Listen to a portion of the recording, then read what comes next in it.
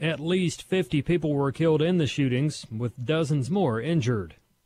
A former Texas Republican leader says Beto O'Rourke is anything but moderate as he seeks to challenge President Trump next year. Chad Groening has more. The former Texas congressman has officially thrown his hat into the ring.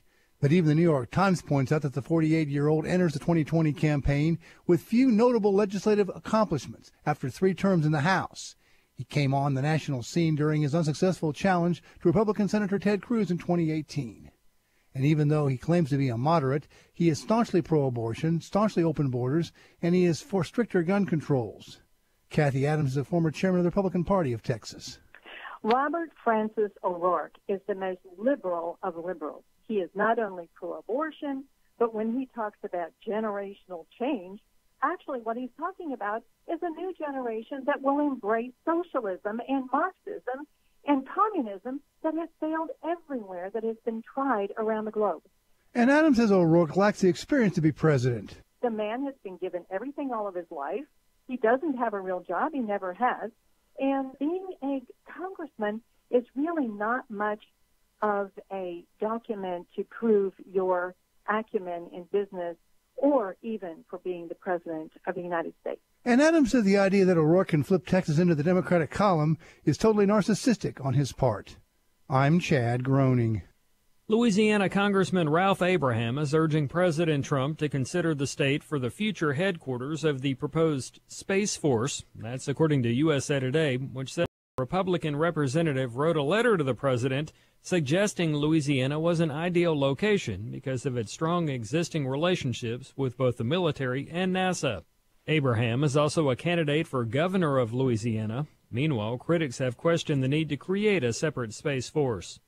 Anna Wells talks about the importance of exercise in today's House Call for Health. If you're middle-aged and you don't exercise, you've probably said something like, I've been like this for years, no point in changing now. Well, a new study says you're wrong about that. The study tracked exercise patterns of more than 300,000 AARP members. It found that people who got regular physical activity were 36% less likely to die early compared to couch potatoes. And researchers were surprised to find that people who were inactive when they were young but began an exercise schedule in their 40s and 50s also had a sharp decline in the risk of early death by 35%. Researchers found a risk decline in both heart disease and cancer. House Call for Health. I'm Anna Wells, Fox News. And it's not fake news. Chick-fil-A has introduced a frosted key lime milkshake.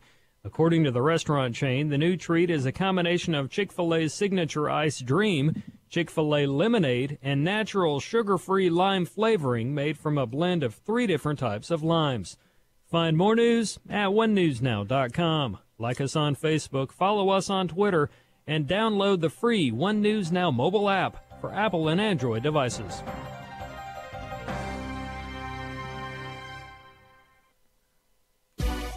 My name is Charles. I sat in my jail cell thinking about how I couldn't be there for my little girl. I got caught selling crack cocaine. Thankfully, I was court-ordered a teen challenge. Now this drug-free dad is coming home to his baby girl. If you know an adult or teenager who's struggling with a chemical addiction, Teen Challenge can help. Call us today at 417-581-2181 or reach us online at teenchallengeusa.com. This is Urban Family Talk.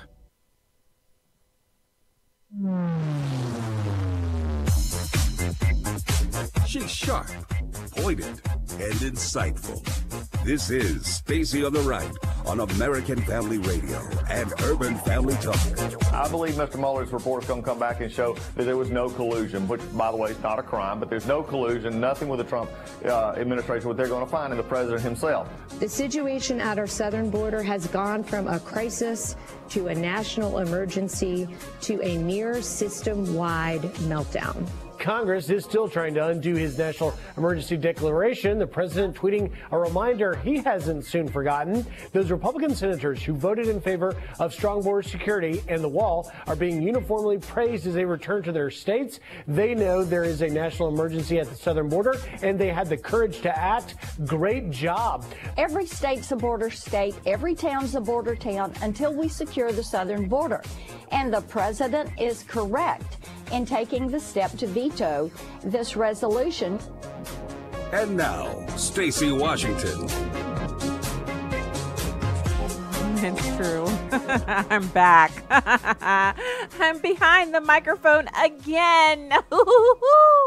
And I hope you have your listening ears perked up, as they used to say back in kindergarten, and you're ready to rumble, because today's show is going to be just as fast-paced and hard-hitting as it ever could be, because we have a lot to cover today. We are actually going to be chatting with Henry Rodgers. He's a Capitol Hill reporter for the Daily Caller, and then we're also going to dig into a number of stories. One that I thought we had to talk about today. We're going to get to it in the third segment. It's this mom. She's asking for her school district to fire her kid's kindergarten teacher because the kindergarten teacher broke out a Ouija board and was teaching the kids about evil spirits during the instructional day. Yeah, at school. While she was entrusted with those tiny little hearts and minds, 5-year-olds, she decided to go there. And so this parent wants this lady out. And I can only agree with the mom's sentiment. If she'll teach them about Ouija boards during the school day, what else will she do to those kids? So we'll talk about that. We are going to get into the president getting blamed every time someone, scratches scratches a piece of fine, woodwork on a wall someplace in a foreign country, or even, God forbid, does a mass shooting, an act of terror. We see this. This did not happen in this country, yet we now have Kirstjen Nielsen, Homeland Security Secretary, making statements about combating Islam and white supremacy. We don't have a problem with that here. Yes, we have some white supremacist groups. Yes, we have some people who feel emboldened, no matter who's in charge, to be anti-Semitic. And that's on the left as well. I mean, come on. Ilhan Omar, the wearer of the headscarf of oppression, is a Democrat elected to Congress now by leftists in America. And she's anti-Semitic, and that has zero to do with Donald Trump. So we're going to talk about how he keeps getting blamed. It's like whack-a-mole. The minute he declares that he's not for any kind of supremacy or anti-this or anti-that, the next thing you know, they're like, well, this guy over here in the Netherlands shot up a couple of mosques, and it's your fault. I don't know how it could be his fault. He wasn't there. He didn't know the guy. He didn't influence the guy. And it's obvious from the screed that this guy was literally trolling the people who report on mass shootings. He literally was trolling. They have another name for it, but we can't use it here on this Good Christian Radio era, so we won't. Welcome to the show. We're here on American Family Radio, Urban Family Talk, and a few other little affiliates around the place. We have a ton of great information for you. I want to start off with the question. This is our daily encouragement today. Are you a witness? Now, obviously, our primary, when we say, are you a witness, it's, are you a witness for Jesus Christ? And I hope your answer would be yes. But I want to ask you if you're a witness to something else, because there's a huge phenomenon going on in this country. It's as silent as the screams of the babies whose lives are snuffed out every day. Thousands of babies lose their lives in this country to abortion. And so this weekend, we had here in St. Louis, the producer of Unplanned, the movie. You can go to unplanned.com to find out more about it. And I'm going to pull that up here real quick because I want to share a little bit of information about it with you. First of all, it was kind of a heavy past 3 or 4 days for me personally, because I went to a luncheon, Lunches for Life. They have lunches once a month. It's a luncheon. They have a speaker. It's pro-life, and it's run by an organization in Southern Illinois. I have not yet had a chance to go to one until this past Friday, because they were hosting them in Illinois at a distance that would make it impossible for me to get back here to the home studio and broadcast the show. So I'd never been to one. Friday was my opportunity. They held it at the Ritz-Carlton at the Chase Park Plaza over in the Central West End. So I was easily able to make it there and then come back and do the show.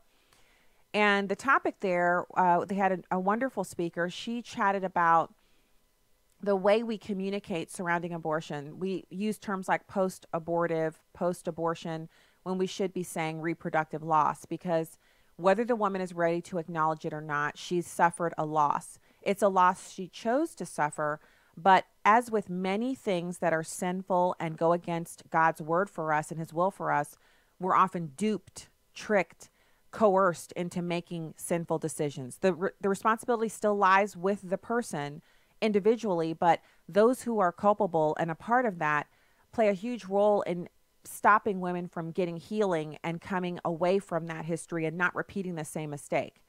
And so that luncheon, she talked to us about language, about intent, about, how you can really want to help someone, but the language that you use surrounding maybe they've had a miscarriage, it's not an abortion. And people tend to dismiss miscarriages, especially when they're early on. And it's done in a way because you want the person to feel better. And so you try to get them to dismiss it too, when the reality is a reproductive loss early in the pregnancy or late in the pregnancy still amounts to a huge loss for the couple that's suffering through that. And yes, I said the couple because the men suffer too, but they have even less ability to grieve and to get over the loss because they're often treated as someone who really wasn't a part of the entire event, the loss itself. So that speaking engagement, I'm sitting there listening to her speaking, and it was really tough for me to hear because I consider myself to be well versed in discussing this topic. And I learned from her that I've been using some language that could really hurt people instead of helping them. So then Saturday was the private screening here in St. Louis. It was held in, I guess that would be considered Frontenac. I'm not sure. It's in a suburb of St. Louis. And there were about, I'd say maybe 250 people there, maybe.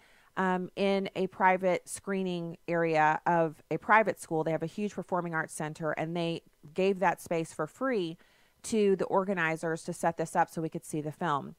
And the event was bought out, meaning the producer was brought in and some other people from Abby Johnson's organization to talk about, to do a Q&A afterwards, and there was a little bit of, light hors d'oeuvres beforehand. And the reason I'm telling you about this is because the movie's going to open nationwide. And you're going to hear some things about it. And I need you to hear the truth from me first. And I'm not involved with the film. I don't get any money from it. I don't get any publicity. I'm not in formal partnership with them. So this is me speaking to you from the heart. You have to go see this film. You will be crying. Other people in the theater will be crying. You will hear audible sobs. It is not going to be an easy movie for you to see. But being a Christian isn't about being easy. Doing the right thing never has anything to do with things being easy. And I need you to take the moment to commit to yourself that you will go and see this film, and that you will take, if you have teenagers in your life, you'll take them to see it too. So the film has been given an R rating, and the reason for the R rating is because the Motion Picture Association of America has a number of categories that they evaluate every single film that is shown on a screen here, in our country. And one of those categories is extreme violence. So there's no profanity in the movie. There are no sexual situations. There's no sexual innuendo. And there's only extreme violence. And so, first of all, we have to give glory to God that for the first time ever, a major organization in Hollywood has agreed with those of us who stand on the side of life and God's word that abortion is extreme violence.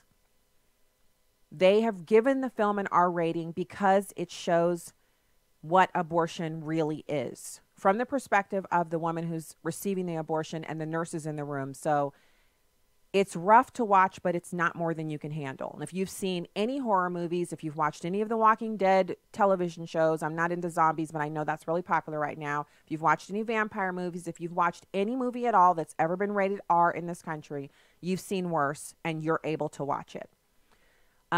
Afterwards, when we had the Q&A and people were asking about the appropriateness of having teenagers come and see it, the producers shared, because they've shown 33 private, I guess that was 34 on Saturday, 34 private screenings across the country at schools, churches, any venue that's large enough to hold a few hundred people, they've been showing it. And he said in the Black community, they actually went to a church in a Black community. The church is majority Black, and the parents had their 8 and 9 and 10-year-olds there. And he said, this movie is graphic. Are you sure you want your 8-year-olds here? And the mom looked at him and said, that's my 8-year-old, that's my 11-year-old. And they're here to watch this because they're going to learn about this from me. They're going to learn about this from a film that I choose. They're not going to learn about this in school from Planned Parenthood. And so he said he felt like it was a cultural difference because I guess from his mind, Black parents are more willing to expose younger kids to this type of information than, say, parents of another ethnic background. And all of that aside, because he was sharing that with us from his personal experience, I'm telling you, as a mom of 3 teenagers, kids who I don't want them to see it.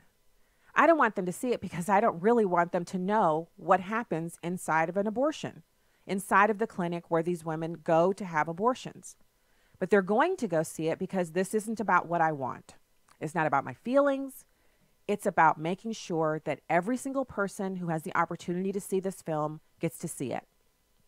Now, there's been other things that I've recommended and people have, disagreed. They've agreed. I'm not here for the agreement or the disagreement. And I'm not saying that out of disrespect. I'm saying it because this is an issue that touches 1 out of every 3 people in the entire country. This is an issue where we've had so many abortions in this country that you can't be anywhere in America right now and not be near a woman or a man who has some part of their family, whether it's themselves or their spouse or a sister or their mother or multiple members of their family who have not been touched by abortion. Either they were themselves almost aborted because their parents changed their mind, they have siblings who've been aborted, they themselves have had an abortion, or their girlfriend or wife has had an abortion.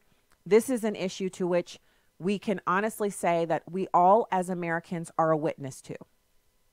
And that's why I wanted to talk to you today about, are you a witness?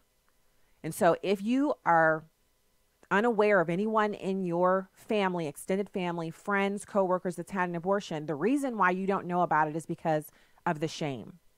The shame is appropriate, but the shame is also what the enemy uses to take away the ability for Americans to go out and get the healing that they can only get at the foot of the cross from Jesus Christ. And so when we are a witness or we aren't witnesses because we don't know, because no one is willing to talk about it, the enemy wins. And I believe that this movie, Unplanned, is going to be the door through which many, many millions of Americans walk through. And on the other side, they're going to find healing and forgiveness from Jesus Christ. And they need to find a welcoming place to lay their heads, to receive the hugs and comfort that they need from all of us who, if you already are pro-life, you're already on the right side, but maybe you yourself need to experience healing as well.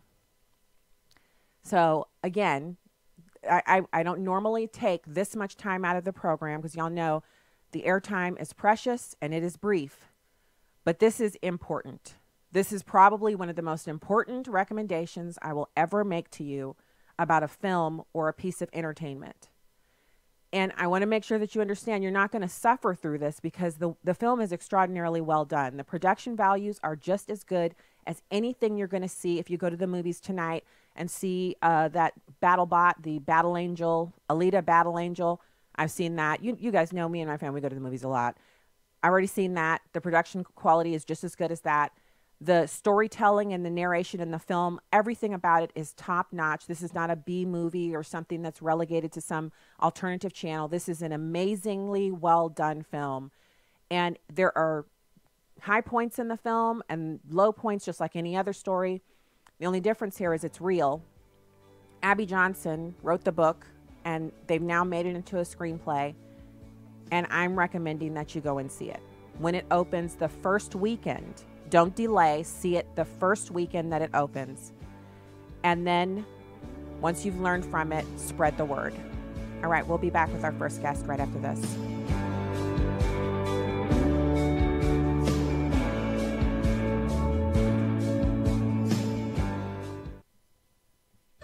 Here's Walker Wildman for Redeem Clean Laundry Products. Not only do you get a great product and you get to obviously clean your clothes, get the stains out and use a multi-surface cleaner to clean your countertops and use the dryer sheets. You're doing all of this and the money's going to support the work of American Family Association. Redeem Clean Laundry Products were developed by AFA supporters Len Ingram and Jim Duncan to assist in funding the mission of the American Family Association. Redeem Clean products work as well as or better than other products on the market. They're environmentally safe, biodegradable, and they're made right here in the United States.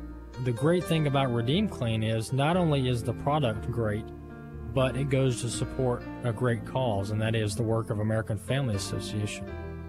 For clean laundry and a cleaner society, it's Redeem Clean. Visit redeemclean.afastore.net.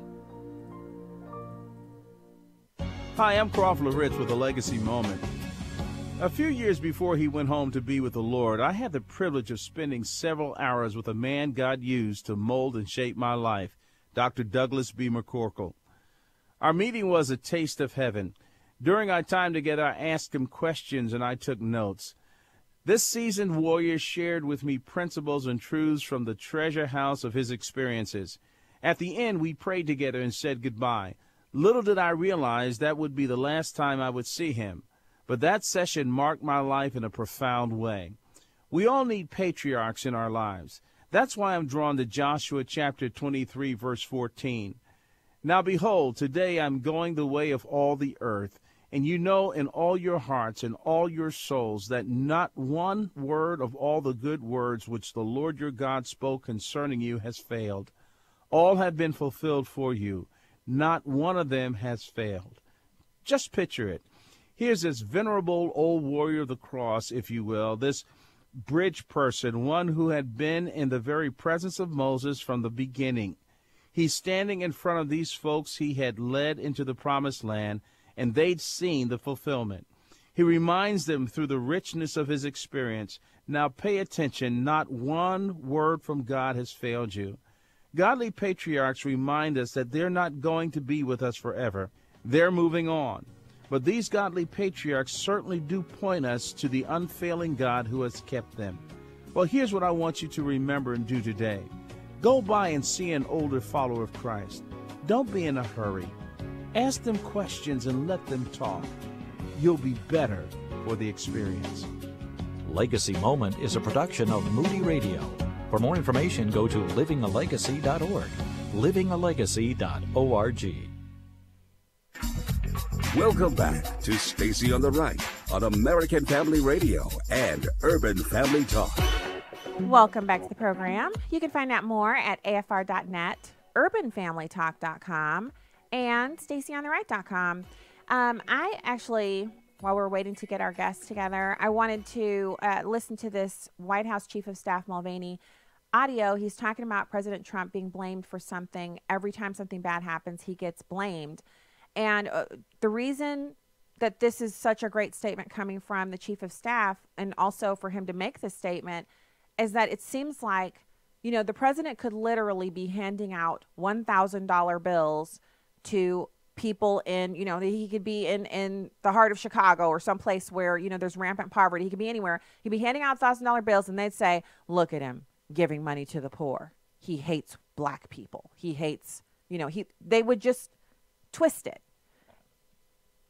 It's one thing to lie. It's another thing to only be able to lie, where if your mouth is moving, you know someone's lying. That is like, that's extra, right? And that's what we're looking at. So let's listen to that one. It's number 3. I disagree that there's a causal link between Donald Trump being president and something like this happening in New Zealand. But that's not the argument or the suggestion there, by the judge or by that statistic. Is the president aware that this is a rising threat? Again, a rising threat. I think the president, you saw him asked the other day, does he think it's a rising threat? And he says, no, I think there's information that would back that up. The issue is, how do you stop these crazy people? Whether or not there's one of them or 4 of them doesn't make a difference if they're willing to go on live TV and stream the murder of people. So I think that's where the time is better spent. Instead of worrying about, well, who's to blame? How do we stop from doing this? Donald Trump is no more to blame for what happened in New Zealand than Mark Zuckerberg is, because he invented Facebook. There are some terrible people in the world. We need to work with our partners, of which New Zealand is one of them, to try and figure a way to find them, expose them, and bring them to justice. But again, I really, it frustrates me just as a citizen that every time something goes wrong around the world now, not just in our country, somehow the President of the United States must be responsible. And that's absurd, and it doesn't help contribute to the dialogue that's necessary to fix these problems.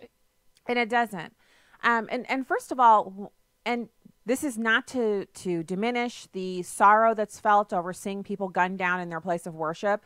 And y'all all know I don't believe that Islam is a religion. I think it's a political system that masquerades as a religion because its primary aim is domination and subjugation and a worldwide caliphate. But that, you know, that aside, anytime people are getting killed, we're against that, right? We're against it. So it doesn't matter what religion they're practicing. What matters is they were gunned down. but it's not in our country. So yes, it's a horrible story, and yes, we mourn the loss of those people, but it does not pertain to our president to try to solve what's happening in another country. Just like it wasn't Barack Obama's job to solve terrorism in other countries when it happened when he was the president. I mean, I think we should be able to all agree on that. All right, let's go to the phones. We actually have Henry Rodgers. He's a Capitol Hill reporter for the Daily Caller News Foundation. Henry, thanks for joining the show today. Hey, thanks for having me. I really appreciate it. Yeah, it's good to talk to you. So this subject, pivoting over, you got the 2020 Democrats now are campaigning on and fundraising on lowering the voting age to 16. What's funny about that is that they're kind of picky about when a person is smart enough to do something. Like, you can't drink until you're 21. You can't serve into the military until you're 18, but you should be able to vote at the age of 16. It's kind of nonsensical. Yeah, I completely agree. Originally started with, some House member calling for legislation to get this passed down to 16. Nancy Pelosi ended up taking a position on it, and from there, I basically just went all throughout the halls of the Capitol and found 5 of the 2020 Dem candidates. And I asked them straight up to their face, I said, would you be willing to lower the voting age to 16? Because nobody had asked them this question yet. And they all were for it. I mean, not for it, saying, yes, we're for it, but they said they would be open to the discussion. So that just shows you where the party's headed. Okay, so the big joke, and I know this is not about voting, but it's about immigration. The big joke is that if Mexico were a conservative nation that was poverty-stricken, and so all of South America were just populated by conservatives, and they were sending people into the country, and the people were reliably voting for Republicans, that the Democrats would be down there with their own bare hands building the wall out of whatever they could get their hands on. They'd be pouring the concrete, mortaring the cinder blocks. They'd put that wall up, and it'd be 300 feet tall and 60 feet deep, and it would be, full of barbed wire and other instruments of terror. They would not permit it to go on. It's the same thing with this. If Democrats didn't control K through 12 education, they would not want 16-year-olds to vote. Yeah, no, you're 100%. And it's kind of, Dems obviously want more votes, and they realize their base is full of young people. That's really what it is, and they want to do that. So that's why they don't want to come out and say, yes, we're fully on board yet. We're fully on board. They don't want Republicans to use that against them when it comes down to it. It's not going to happen. They're not going to get the voting age lower to 16, but they're going to keep playing it like it will happen. Eventually, if Dems do take over, if they do win in 2020, take over the Senate, even the presidency possibly, then is when we should all be in serious fear, because that's when voting age could actually be lowered to 16, and we could see just the Democratic Party continue to fight on here. And push kind of push everybody out as boys. So, okay, how does this work? It would be a simple piece of legislation that would lower the voting age, because and the other thing is, yeah, they might get a rush of votes the first go round, but teenagers are notoriously fickle, and so the Republicans could come out with a huge push to empower younger voters. And they could come out with a platform that speaks directly to 16-year-olds and, talk about how Uber and all the things that they really love are products of capitalism. And they could really actually work hard at, putting out their message to these young people and flip them to be Republicans. And then what would the Democrats do? Vote to raise the age? I mean, everything they're doing is surrounding getting votes, but all of it is nonsensical. The national movement to take away the Electoral College, same thing. It could flip, and we could have Republicans winning the popular vote, and then what would they do? Right, and it's not fair at all. And like you were saying, the younger crowd is who's really energizing this Democratic base. So if we have lowered the expectations, if 16 is now the age where anything goes, we can vote. I mean, to be honest with you, I was thinking about this. What were you doing at age 16? What was I doing at age 16? I can tell you, I honestly was not at a mental place, at a state where I was old enough to make a decision to vote. I personally was not. Nor was I. That's why I'm laughing. No, I know, because it's funny, and I think it's kind of crazy how Democrats actually think that at age 16 someone can actually make that decision for themselves. They're not there yet. I mean, they haven't even been to college yet. So let's give it let's hold that. Let's break this, because it's a little insane. And I don't think this is going to happen anytime soon. But if Democrats win this election cycle, it's highly possible this happens in the future. So in what ways do we fight back against this? Because so if I were there, because I like trolling people and I like making them really own their ideas. I would say, in addition to lowering the voting age, we need to lower the age with which people can go into the military. So, amendment to this bill, kind of like a poison pill, but really not. 16-year-olds can enroll in the military. Also lowering the age with which you can get married, and raising it for those states that are backwards and in the dark ages and have it at 12 or 13. Make the age that you can be emancipated 16, the age you can vote 16, age you can go into the military, they would drinking. Have to change all, yeah. They would have to change all of these rules. If they want to do voting to 16, then they can't just leave out all of these other age regulations and rules that have been put in place, especially the military. I mean, if you lower the age of, there's a reason why there's an age of 18, okay? And it's not just like there for, fun and games. It's because that's when someone is mature enough to make decisions for themselves and become an adult. 16, you're not there. You're not there yet. So, well, and also the body is just usually somewhat done. If they do that, then they're going to have to put themselves in a little situation here where they're going to have to talk about lowering the military age to 16, which is not a good idea in my opinion, and things like that. So, I mean, Democrats just need to get together, and the way to fix this is by Republicans just need to turn out and vote, and they need to vote so this doesn't happen, so that Democrats don't take control of the House and or of the Senate, and possibly maintain control of the House and the presidency. We could lose the presidency. So if we don't get out and vote, that's possibly where this country's headed. So I agree with you. But what are the chances? Because I think one of the things that you just said, that is, you really do. If you lower the voting age, you really have to start reevaluating everything. And I think a lot of the people who are currently voting with the Democrats, and they're not hardcore activists. They're just people who get really excited about these new, there's supposedly a fresh idea. It's so stupid, but it's supposed to be a fresh idea. But then they start to think. When you say we're going to lower the voting age, parents don't feel at all like you can help your kid vote for whoever you vote for. So there's no threat there. But if you add these other things in and say, in addition to voting, it's going into the military, it's marrying, it's emancipating yourself. Think about how many teenagers run away from home for the weekend on a tear about not being allowed to do something, and they say they want to be emancipated. How many of them on that Monday would show up at court, 16 years old, and emancipate themselves, and what parents would do, because you really can't control every minute of your child's day. You just try to raise them the best you can. These are things that people need to understand. If you lower the voting age, you open the door for all of these other things to be lowered, and you won't be able to stop that train once it starts. No, I think that's an extremely fair point, and it's one that I've considered but haven't really thought that much of. I think that's extremely fair. I mean, if they want to do that, then I think Republicans should maybe fire back with some with some legislation like that, saying, okay, if you guys want to do that, let's put this, and this into the bill as well, so that you all will have to make your decision on if this is actually smart or if this is just dumb politics.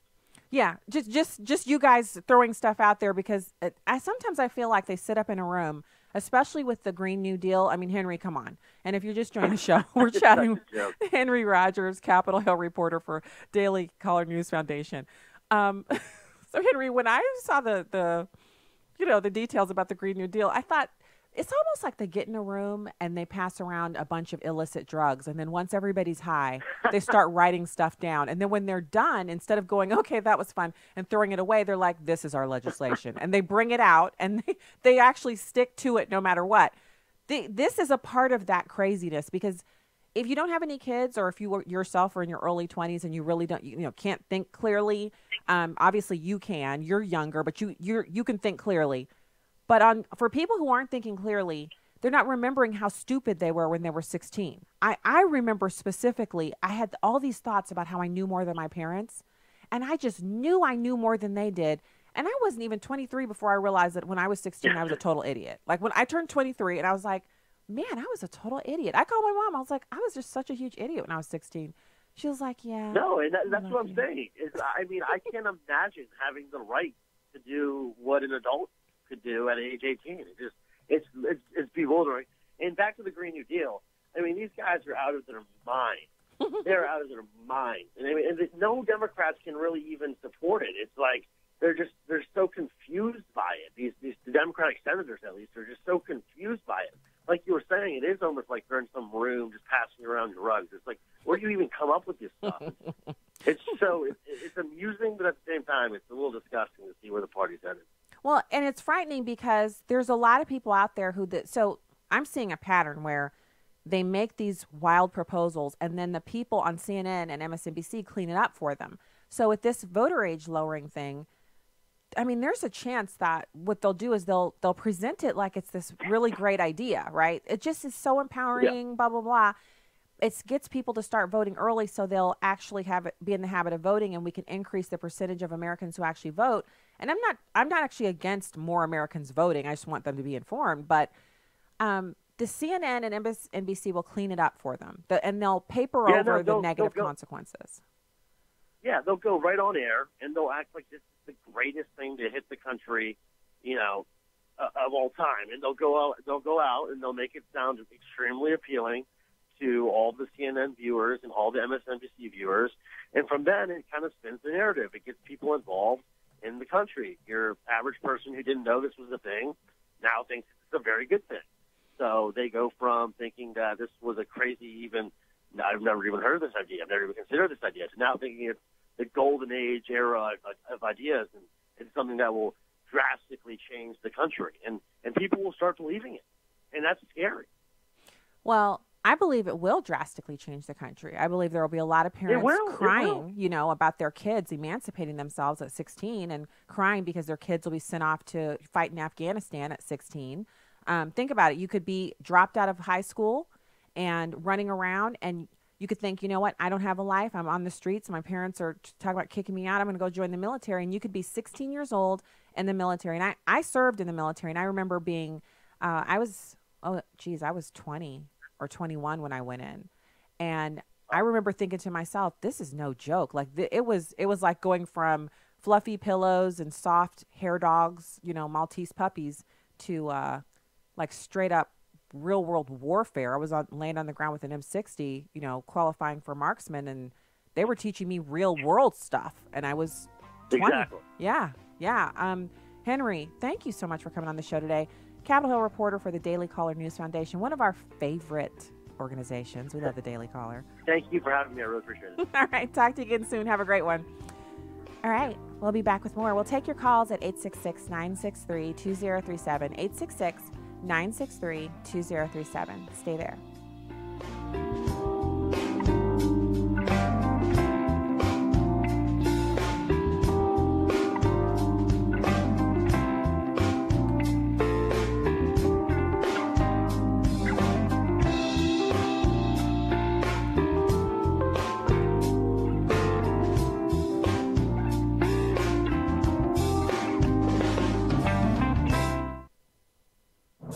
What does it take to be a sports success and a team player? Here's Pro Football Hall of Fame coach Tony Dungy with today's Uncommon Moment. For Hall of Fame linebacker Bobby Bell, who played in the 1960s, football was just another job, but it was a job he did better than anyone else in his era. At that time, athletes weren't the well-paid superstars they are today, especially black athletes. While playing for the Chiefs, Bell also worked on an assembly line. After he retired, he went into business for himself, opening a barbecue restaurant in Kansas City. Then, in 2015, at the age of 74, Bell went back to college and completed his degree, honoring his father's wish that he get a good education. Bobby Bell was an uncommon physical specimen, but it was his uncommon work ethic and perseverance that made all the difference. Tony Dungy, best-selling author of Quiet Strength and the Uncommon book series. Discover more at CoachDungy.com. There are many ways you can listen to the shows of Urban Family Talk. One of those ways is through our very own app. Whether you have an iPhone or an Android, just go to the App Store and search for Urban Family Talk. You'll have immediate access to 24-hour programming as well as the podcast for each show. You'll be able to tune in no matter where you are. Speaking of tuning in, we have our own channel on another radio app called TuneIn. Cool, right? Urban Family Talk is everywhere. Just download the app and take us wherever you go. One goal is that we're hoping that believers will come to learn more about prayer and more about the vital place it's to have in the life of every single believer. Pastor Joseph Parker of the Hour of Intercession. Each and every one of us is called to live a life given to prayer. All of us are wise to make prayer a big part of our individual lives, and we're wise to make it a big part of our life in our families and in our homes. Listen weekday afternoons at 1 Central here on Urban Family Talk. I'm Chad Pergram with the Speaker's Lobby. Successful overrides of a presidential veto are rare, and Congress lacks the vote to override President Trump's veto of a plan to overturn his declaration of a national emergency for the border. The Senate came up 8 votes shy of the 2/3 needed to override. The House was 40 votes short. A veto override isn't in order just because the president vetoes a bill, and one could argue that House Democrats may not want to attempt an override. Democrats won control of the House because they won with moderate to conservative freshmen. They represent battleground districts where the president is popular. Republicans could attempt to weaponize a vote to override the president's veto against vulnerable Democrats. But a House veto override effort is expected March 26th. By contrast, House Republicans look forward to trying to override President Obama's veto of a bill to repeal Obamacare in 2016. The GOP came up short, but Republicans had campaigned since 2009 that they would repeal Obamacare. So voting to override the president was a good ballot for many Republicans to cast. Then House Speaker Paul Ryan knew they didn't have the votes, but said at the time he would let the process play out. With the Speaker's Lobby, Chad Pergram, Fox News. You can download episodes of Stacy on the Right from the podcast page on AFR.net or UrbanFamilyTalk.com. Now, back to the show on American Family Radio and Urban Family Talk.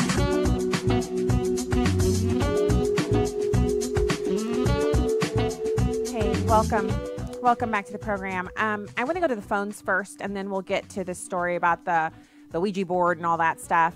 We got fantastic people just waiting in the call queue. Thanks for being with us today. Pat in Kansas. Hey, how you doing? Hey, what's going on, Stacy? How you feeling? You know what? I don't sound so stuffed up anymore. I think I'm going to live. Can you hear me okay? Yeah, I can hear you. Okay, praise God. Well, hey, it was good hearing you guys, you and Henry, talk and chit-chat just now. I just wanted to make a quick comment concerning what you were talking about. Yeah. I don't think that with the left, the issue is ever the issue, first of all. Going to, the way that they do the Alinskyeites in their books and stuff, they never make the issue up front the issue. So the play, if you look at what you guys were talking about, when you look at kids who can emancipate or divorce from their parents, whatever the case is, when you look at lowering the age of drinking or when you start talking about lowering these different types of ages and everything, even for voting, it's not necessarily about that. What it is to normalize something that would be an abnormal behavior. And what they're trying to do is socialize through the can, if you will, of the echo chamber of their media friends, the whole concept of accepting pedophilia. Right now we hear about same-sex attracted people. What you're about to start hearing about is minor attracted people. And we used to call it a lifestyle choice, and that is now, we've gotten it into the books. We even had Ruth Bader Ginsburg refuse to recuse herself from the case on gay marriage, even though she had just officiated a gay marriage. So she wouldn't even overturn her own activity. Let's not talk about that, though. But the whole concept is now that we've gotten into this realm where we accept, on its face, that this can be a viable option for relationships, it is something else that they're pushing. And what they are pushing, when you see toddlers and tiaras, when you see everybody saying that R. Kelly is okay because he's good and all this different type of stuff, is that they are pushing you to accept pedophilia. Yeah. That's what the play is going to be. And what we as a Christian community need to do is say this far and no further. And then we need to actually, like you have with your trainer, sitting down there in the dirt and the sand, K-pot in your face, learning how to shoot that 50 cal or that 60, that M60. We need to start pushing and fighting back, because here's the deal. We're sitting here all the time allowing these punches to land on us. We're sitting here abiding by the God that they have, which is the PC culture, that altar to the PC God. But what we aren't doing is going in the offense. What we're doing is sitting back and playing by their rules. And they aren't afraid to come straight up in our chest and go by their mantra. No, they're not. 8, or it's too late. Yeah, they're not afraid to get violent. They're happy to, smash eggs on people's heads and mix it up and get rough with old Americans who are just standing out with a flag or standing at a protest. They don't mind that. They think it's a part of what they're doing because they feel like we're immoral. But what I see is a definite accepting, Pat, where it's basically whatever your sin is, whether it's, you like children or you want to kill babies after they're born, you got a problem with parents having control over their kids. You want to be able to take their tax dollars and fund the schools, but you don't want them to have anything to do with what goes on in it. And on and on and on and on. We see them saying that line you just drew, we're not just going to run over that line. We're going to run straight at you with our heads down. And if we can knock you down and run you over, we're going to. We've got to start pushing back. And that's why I just want to circle back to what I said in the first segment about, Unplanned the movie. And I'm sorry, I want to give that website again, unplannedfilm.com, unplannedfilm.com. Go there, check out the resources, share it, and make sure and let people know you're going to go see it, because other people out there who don't have as much courage are waiting to see someone they know and respect take a stand. And then they may never like the post. They may never send you a message and say, oh, it's cool you saw the movie. They might not comment, but they're going to go act based on what they saw you do. So take that mantle that you have of leadership and use it. Use it for God's glory. This is the kingdom work that we're talking about here. And y'all know how much I have a passion for talking about politics. I believe politics is the tool that we use to change our government and maintain its structure or tear it down or build it up or whatever. But in the big scheme of things, it's these core foundational issues, whether babies deserve to live, whether a person is a person from the moment of conception onward, whether that ultrasound picture that a young mom puts up on the refrigerator or texts the picture out to her group text to her whole family, if that's a baby or a choice.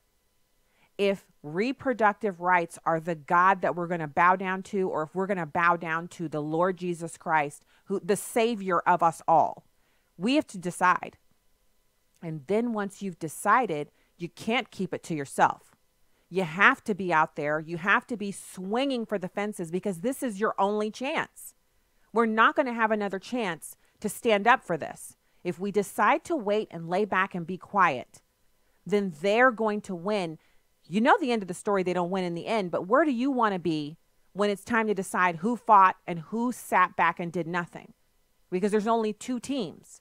As much as people want there to be 3 teams, like one in the middle that's a moderate team that doesn't defend people but also doesn't believe in all that nasty, horrible carnage.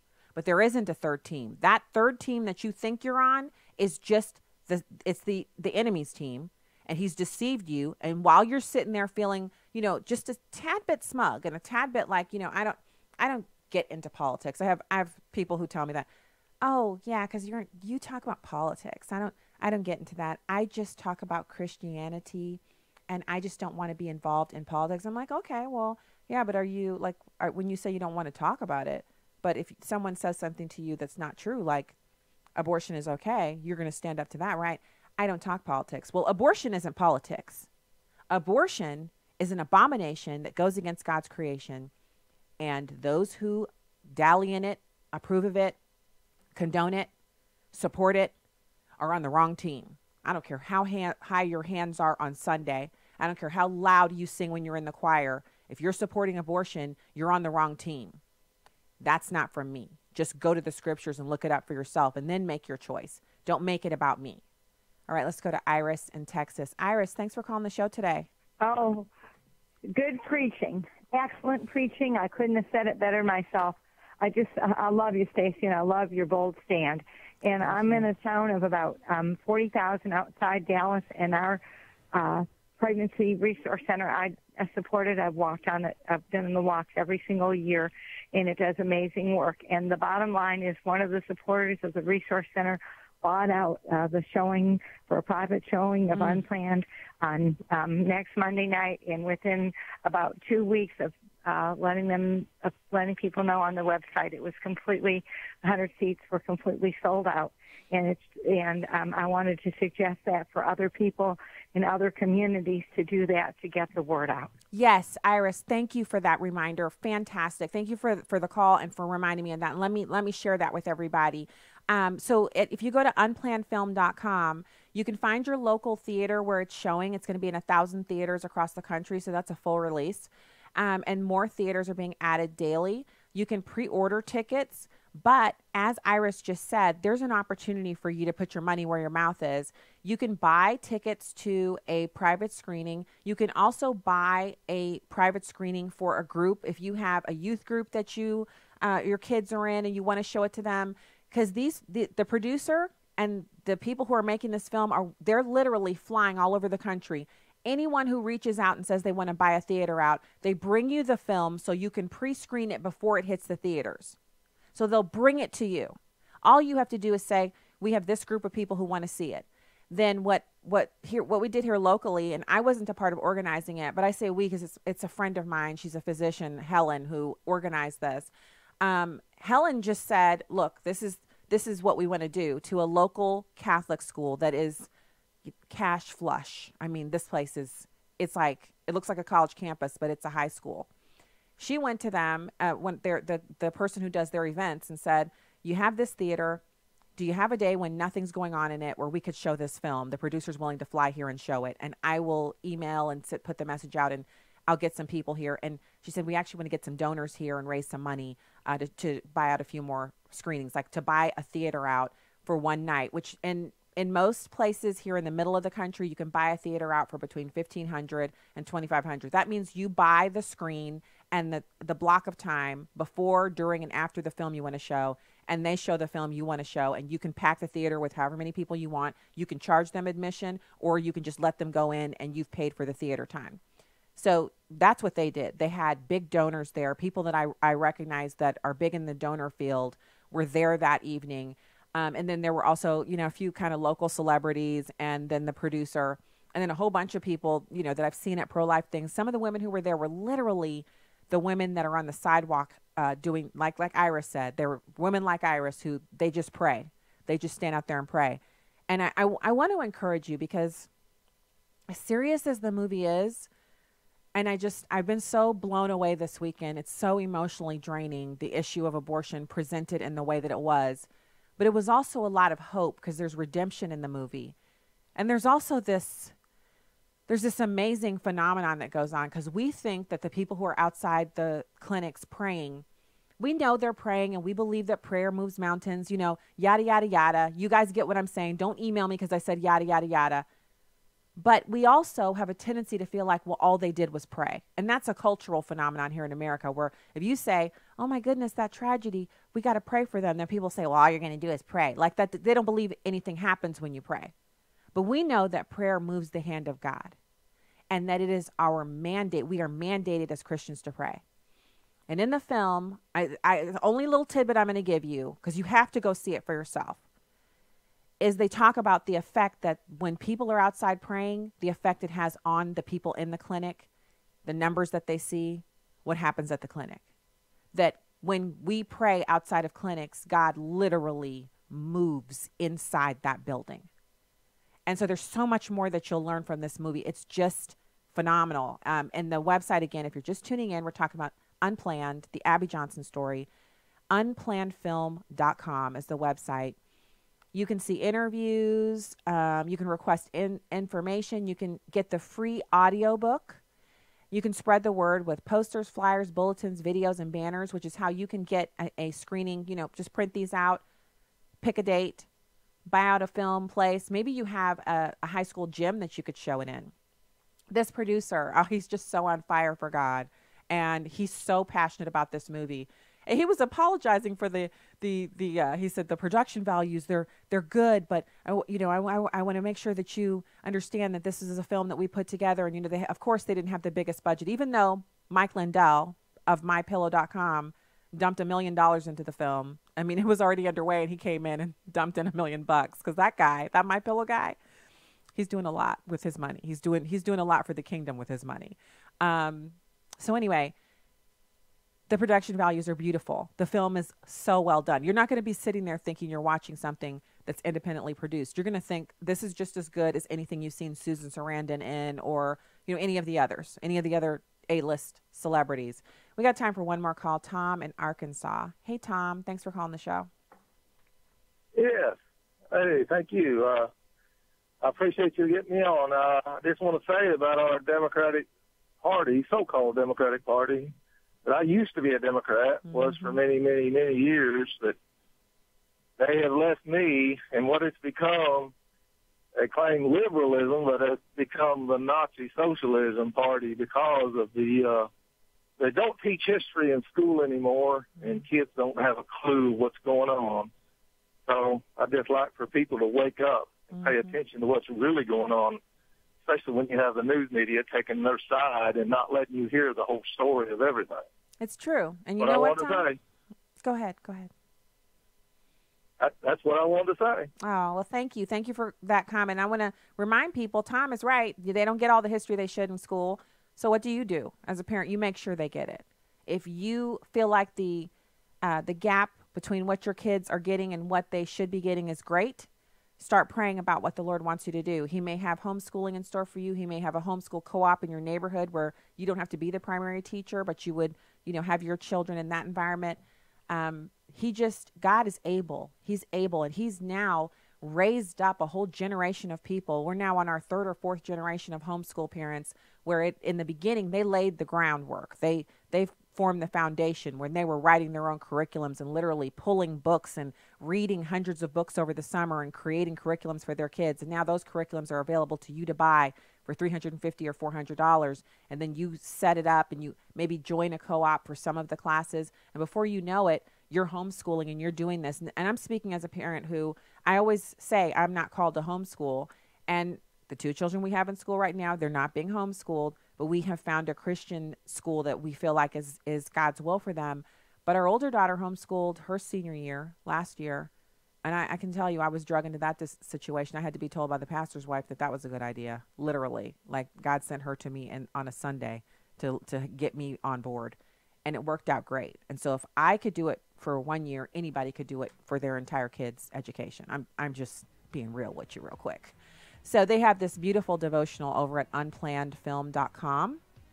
And I want to read you this excerpt. Where there is grief, he anoints your head with joy. Where there is guilt, he offers you forgiveness. Where there is shame, he covers you in grace. Where there is regret, he wraps you in comfort. Where there is depression, he lifts your heart with hope. Heavenly Father, I pray for every person under the sound of my voice that they would all heed your will and go and see this film, and that they would step out in courage and faith and speak the truth to everyone in their midst. In Jesus' name I pray. Amen.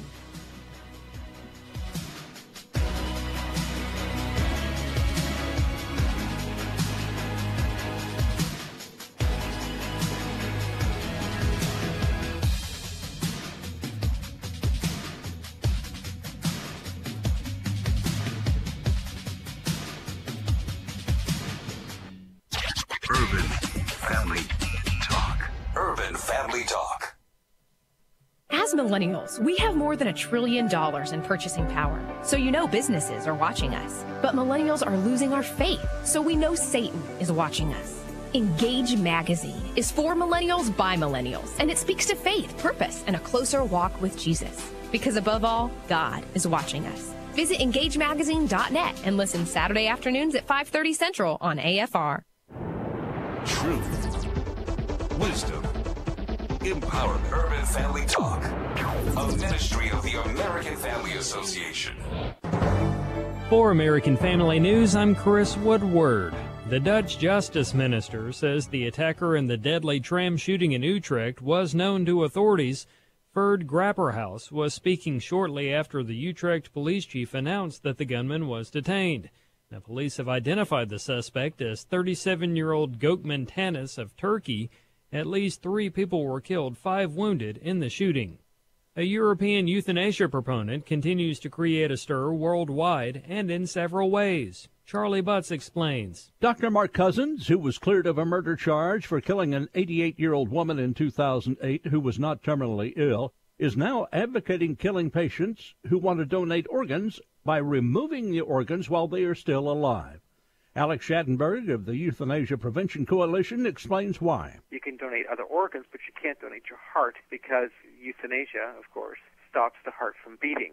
That's how they do it. They give you a 3-drug system, but the final drug is to stop your heart from beating. So it makes it impossible for heart transplant after euthanasia. Cousins, in an earlier incident, told the media as many as 1,000 people are euthanized each year who have not requested it. This is the same guy who only a few years ago stated that he doesn't report his euthanasia deaths. In fact, he said it to a parliamentary committee in 2014 when they were debating the expansion of euthanasia to children in Belgium. Dr. Cousins basically told the committee, I don't report my euthanasia deaths. So it's impossible to know whether laws are being followed or not and whether those euthanized actually wanted to die. As Schattenberg told AFN many times, once it's legalized, the list of those who qualify for euthanasia tends to expand well beyond the terminally ill. I'm Charlie Butts. Lawmakers in Delaware have given final approval for the state to give its Electoral College presidential votes to whoever wins the national popular vote, not Delaware's vote. The House voted 24-17 to join 11 other Democratic-leaning states in a popular vote compact. The initiative was launched after Democrat Al Gore won the popular vote in 2000 but lost to George W. Bush. It gained steam after Hillary Clinton lost to Donald Trump along similar lines in 2016. Supporters say the change would make candidates pay more attention to voters outside traditional battleground states, but people in less populated states lacking big cities say candidates would not give them the time of day if we did not have an electoral college.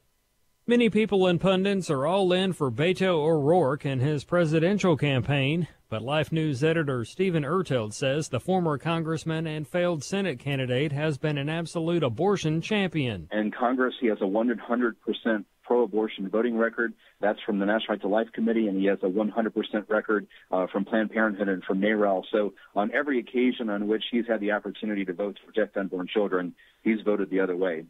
The other concern with Beto is he is a sponsor of legislation that will legalize abortions up to birth. And as we have this debate about legalizing abortions up to birth in state after state across the country, he's on record supporting a bill that would do that nationwide. To be fair, Erteld says none of the candidates seeking the Democratic Party's presidential nomination are pro-life. Anybody can go to lifenews.com and find many articles on Beto O'Rourke and all of the Democrat presidential candidates and find their long history of supporting abortion on demand and making Americans fund it with their taxpayer dollars. Late winter storms have left behind serious flooding throughout the Midwest. Jeff Manasso reports. Homes and businesses are flooded along hundreds of roads that today look like rivers, including parts of I-29 along a stretch of the Missouri. It's still even beyond comprehension. I'm sure everybody in this community knows somebody that is affected and had to evacuate. There's some of thousands of people evacuated near Omaha, in Iowa, and in northwest Missouri, where one couple had to be rescued via helicopter amid breached levees following heavy rains and rapid snowmelt. The Missouri, one of many waterlogged rivers, including the Mississippi. Amtrak has also canceled trains in the region. Jeff Manasso, Fox News. And the national gas price average has jumped 7 cents on the week. The national average is $2.54.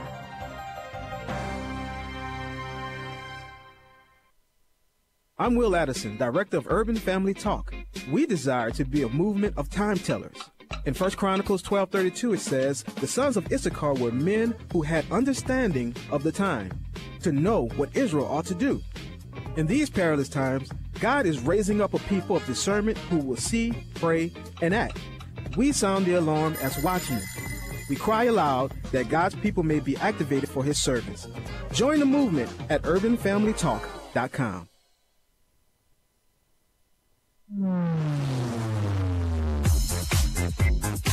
She's sharp, pointed, and insightful. This is Stacy on the Right on American Family Radio and Urban Family Talk. I believe Mr. Mueller's report is going to come back and show that there was no collusion, which, by the way, is not a crime, but there's no collusion, nothing with the Trump administration, what they're going to find in the president himself. The situation at our southern border has gone from a crisis to a national emergency to a near system-wide meltdown. Congress is still trying to undo his national emergency declaration. The president tweeting a reminder he hasn't soon forgotten. Those Republican senators who voted in favor of strong border security and the wall are being uniformly praised as they return to their states. They know there is a national emergency at the southern border, and they had the courage to act. Great job. Every state's a border state. Every town's a border town until we secure the southern border. And the president is correct in taking the step to veto this resolution. And now, Stacy Washington.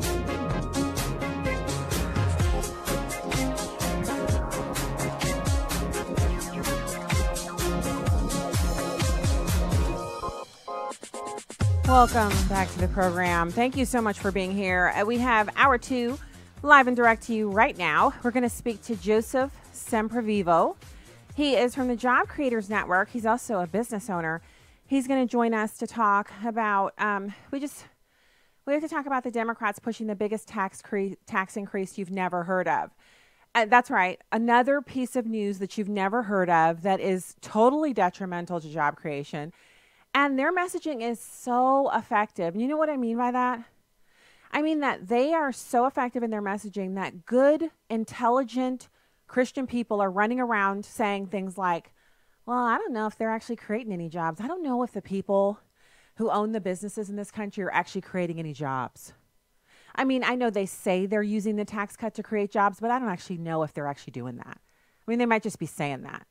That is CNN and MSNBC echoing around in people's brains, just clearing out the good brain cells and replacing them with, inoperable brain cells that don't work. Yeah, it's just crazy.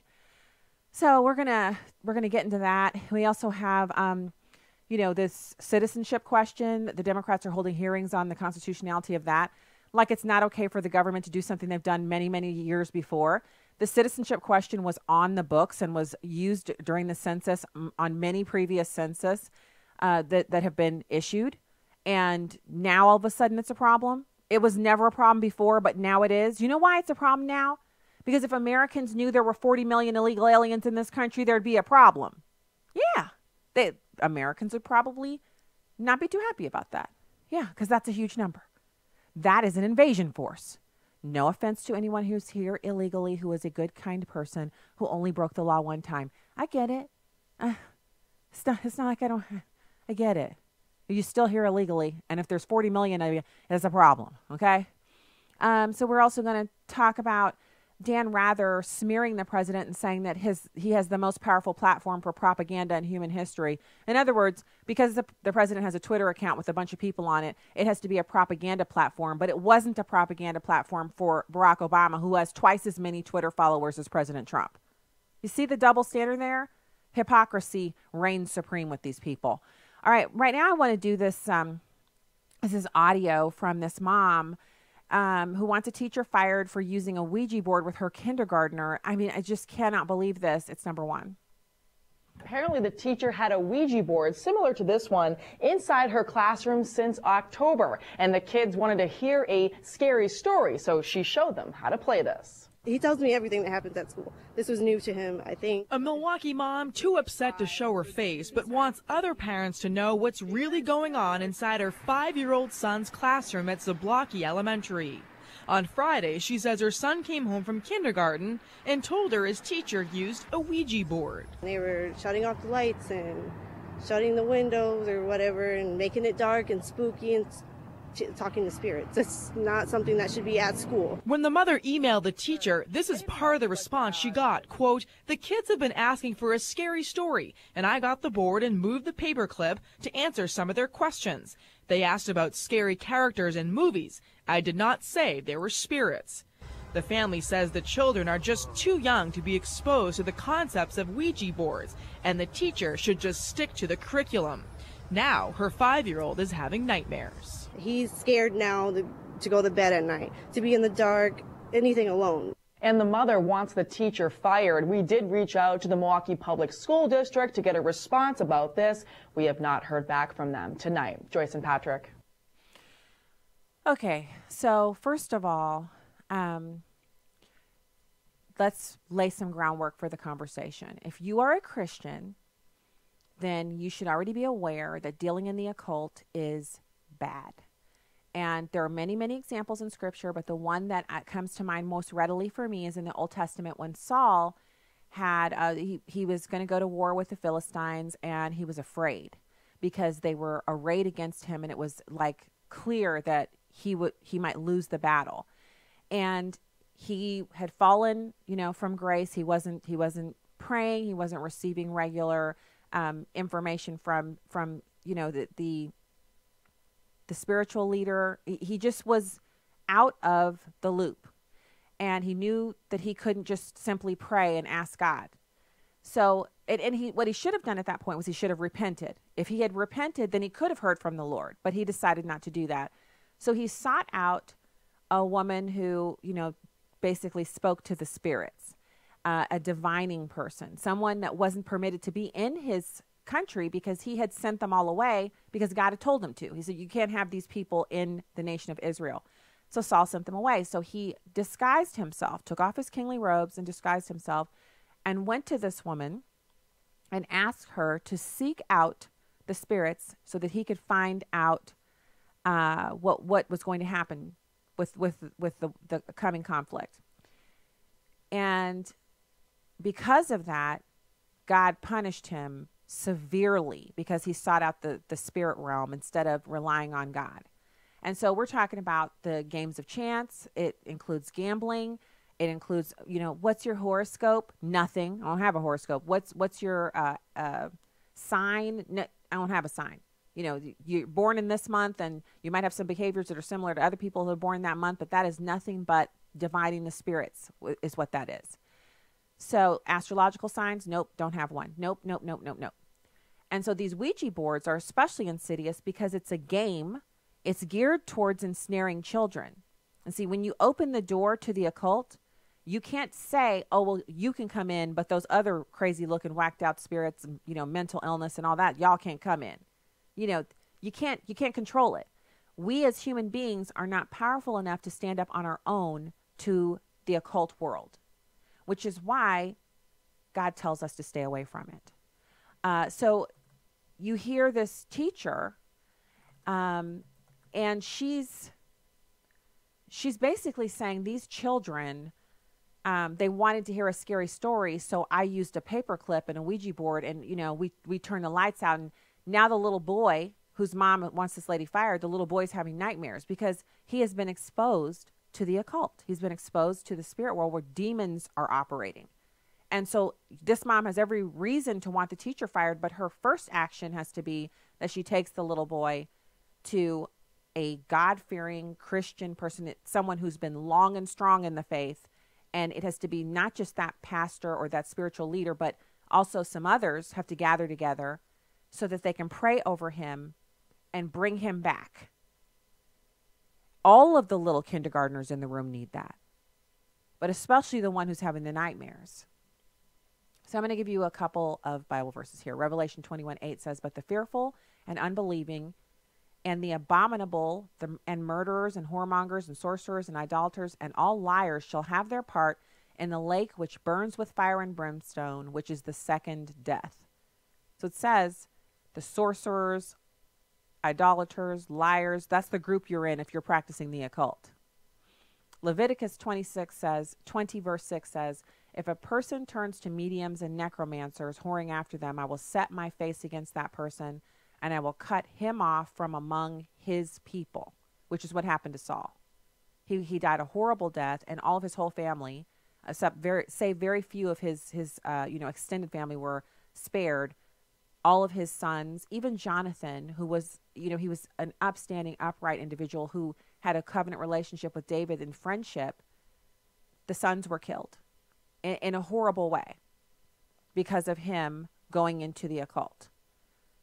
Revelation 21:8 says, but as for the cowardly, the faithless, the detestable, as for murderers, the sexually immoral, sorcerers, idolaters, liars, their portion will be in the lake that burns with fire and sulfur. I know I just read it, there it is again. I stress this enough. Isaiah 8:19, and when they say to you, inquire of the mediums and necromancers who chirp and mutter, that's that Ouija board. Should not a people inquire of their God? Should they inquire of the dead on behalf of the living?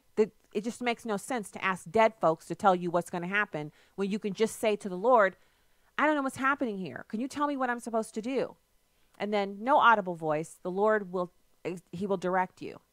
You don't have to go into, well, I'm going to check out my horoscope. Stop doing that. 2 Chronicles 33:6 says, and he burned his sons as an offering in the valley of the son of Hinnom, and used fortune-telling and omens and sorcery, and dealt with mediums and with necromancers. He did much evil in the sight of the Lord, provoking him to anger. So that's what happens when we get the Ouija boards out. And we're like, it's just a game. We're provoking God to anger. We're dealing in evil, and we shouldn't do it. And so the Bible calls the name of Jesus, it says it's our shield, it's our portion. At the name of Jesus, every knee shall bow and every tongue confess. That includes the demons and everybody else. But you're not supposed to open the door up and invite them in and then try to deal with them yourself. This is not our fight to win. You know, we were talking on Friday about how culturally in America we have this whole thing about, angels are so cute, they're cherubs. One of the people in the comments, I didn't read it until afterwards, said one of the angels in the Bible, this has happened more than one time in the Bible, in the Old Testament, the angel of the Lord is sent to strike Israel, and he's about to destroy the entire nation. He's killed 70,000 people in moments, and he's about to, basically rear up and smite them all down. And God is like, wait, before the angel destroys everyone. So the angels fight the demons. So something that is so frightening, we think it's God when we encounter it, and it makes us pass out, fights the demons. So you think you're going to rear your little old self up, your little 160-pound self, you're going to rear up and use a Ouija board and invite a whole bunch of occult spirits in, and then you're going to deal with it yourself? You really think really highly of yourself, don't you? No, you're not. You're not the angel of the Lord, and God has specifically told us to stay out of that, which includes the Ouija boards, which means you have to be careful about where you let your children, the spending of the night, oh, we're going over to play board games. Which board games are you going to play? Do you guys, by chance, have a Ouija board here? Just check it out. There's no harm in asking. If somebody gets mad, yeah, we do, then, we don't want our child playing with that. Maybe let's have the sleepover at our house. I can't tell you how many times somebody has wanted the kids to come over, and I get I'm like, let's have the sleepover at our house. And then I know if it's at our house, there's no Ouija boards here. And so they'll get to, only watch the clean movies and what have you. And if that sounds like a control freak to you, there it is. With the kids, absolutely. And if there's a problem with it and the other parent doesn't want to do it that way, it has to be at their house and they don't want to talk about what they have over there, then they're down one kid because the kid that comes from this house ain't going. That's how you handle that. If you can't be like that about your own kids, then when do you ever get to be like that? It's the one time you get to throw away all of the niceties and societal conventions and just deal. You know what I'm saying? It's your kid. What are you going to do? What's the other person going to do? Make your kid come over? Control that and keep away from the occult. That is what God has told us to do. And who are we to question it? I mean, is it that much fun? No, you're not getting anything out of it. So just leave it alone. All right. Now, Representative Jim Jordan was commenting on this issue, pivoting over to the census question. Oh my goodness, that's the whole segment. We'll get to that in the third segment. It's him talking about how the Democrats don't want to know how many citizens are in the country. But when we get back, we're going to have Joseph Semprevivo of Job Creators Network. He's a business owner, and he's going to be talking to us about this new tax. Stay there.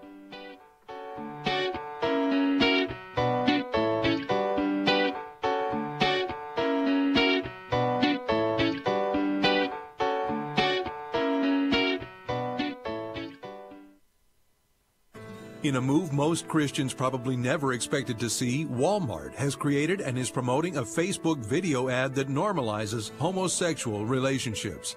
And they need to hear from you. The ad is part of a campaign released on Valentine's Day called Love is in the Aisle, a dating show at Walmart. Episode 2 features Pat and Andy, two homosexual men on a blind date as they meet at the store and shop together and discover whether or not they're compatible. Please sign the American Family Association petition to Walmart asking them to remove this pro-homosexual video and remain neutral on controversial issues. It's clear that Walmart is on the path to elevating homosexual relationships to the same level as the male-female model of marriage. Sam Walton must be turning over in his grave. Let Walmart hear from their Christian customers. We'll present the petition at corporate headquarters March 20th. Please sign our Walmart petition today at afa.net. That's afa.net. This is Viewpoints with Kirby Anderson. In a recent column, David French reminds us that not so long ago, religious liberty lawyers were a quirky, somewhat cool, and tiny subset of the legal profession. They were defending the rights of homeschool families and the religious rights of Native American Indians. You could fit the entire religious liberty bar in a single mid-sized hotel conference room. That is no longer true today.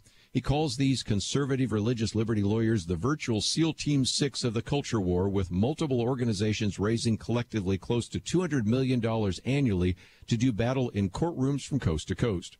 One lawyer on my radio program said he was going to frame this piece because it's the only time someone will compare him to a SEAL Team member. The broader point is that America has changed. A few decades ago, you could assume that the U.S. was largely a single-faith culture. Today, it is a two-faith nation, the sacred and the secular. That is why religious liberties are so controversial. The secular world sees any attempt to provide a space for religion as a zero-sum game. One illustration is the Religious Freedom Restoration Act that passed a few decades ago with only 3 dissenting votes. Chuck Schumer introduced it into the House, while Ted Kennedy introduced it into the Senate. Bill Clinton signed it into law with virtually no controversy. Now Representatives Joe Kennedy and Bobby Scott, along with Senator Kamala Harris, have reintroduced legislation to amend the Religious Freedom Restoration Act. The Do No Harm Act would prevent individuals from getting a religious exemption from many of our federal laws. Religious liberty wasn't very controversial a few decades ago. Today it has become a major flashpoint in the culture wars.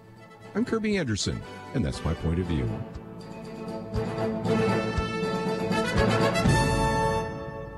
For a free copy of Kirby's booklet, A Biblical View on Socialism, go to viewpoints.info/socialism. That's viewpoints.info/socialism. This is Stacy on the Right with Stacy Washington on American Family Radio and Urban Family Talk.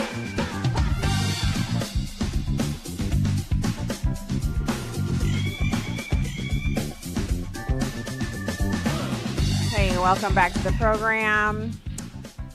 Very, very, very happy to be with you today. And I hope that you're receiving all this information in the spirit with which it is given, which is it's information. And I just want to stress one more time, we've got unplannedfilm.com. That's the website where you can find out more about Unplanned, the movie. It's the Abby Johnson story. And we're really, I feel like it was kind of providential that I got to go this weekend because I'd gotten the flyer at the luncheon the day before.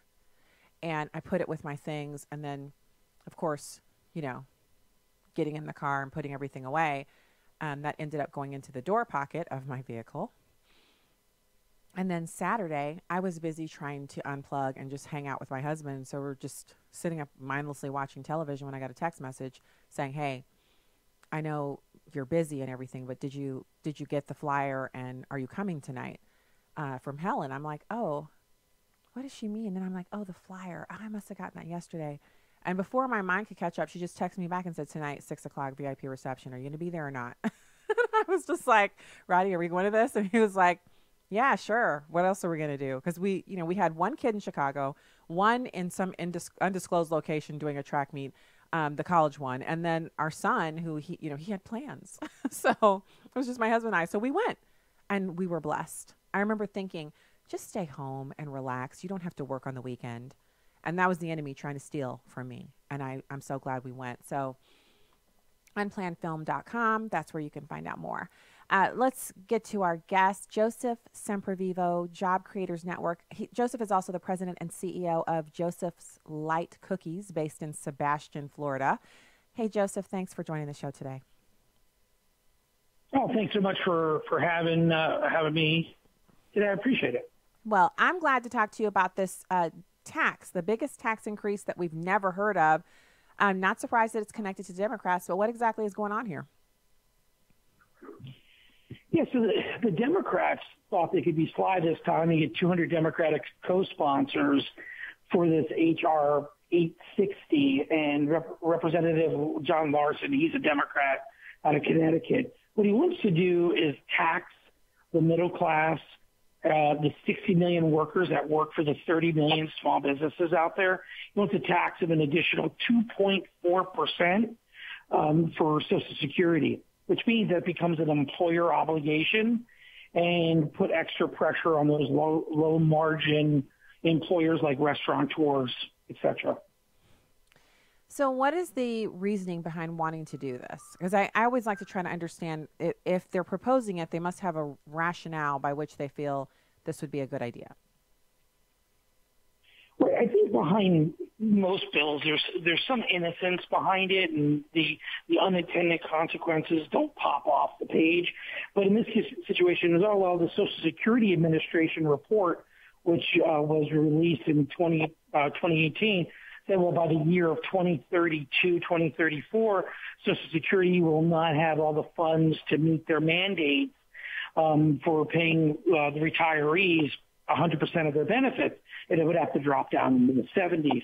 So the only way to do it is obviously, like most business owners, even like yourself, you would look at it and say, well, there's only two things I can do to save a company or Social Security. One is reduce expenses. Two is increase revenue. So from a government standpoint, increased revenue, we all know, means increased taxes. So they came out and said, wait a minute, let's penalize the small business owner, which is 30 million in the United States, and make them be responsible for the tax increase. And when you further extrapolate that, that's like 1.3 million realtors in the United States. Same is true with Uber drivers, Lyft drivers, Airbnb owners, all individuals that do 1099, insurance salespeople, engineers, dentists, etc. Well, they pay 100% of that Social Security tax. There is no employer. The individual is the actual employer. So for $100,000 in income, they pay all $14,800 according to Larson's proposal. So it'll be an extra burden for each individual in those categories and industries. And again, how much of an extra burden would that be percentage-wise? Yeah, it would be 2.4%. So it would be $2,400. So, like, for example, let's look at a business that employs 50 people that pays each individual $50,000. That's $2.5 million in gross payroll. That employer already pays $155,000 a year. They're going to pay an additional $30,000 under Larson's proposal, which will take it to $185,000 a year in payroll tax increase of payroll tax increase. So that's the difference of hiring a new employee. That's the difference of expanding the company, spending a little money in marketing. Doing radio advertising to promote your local pizza shop or hair salon or whatever. That's the difference of that $30,000, and it hurts the economy. It hurts the middle class, the very people we're trying to protect. So I mean, let's be real here.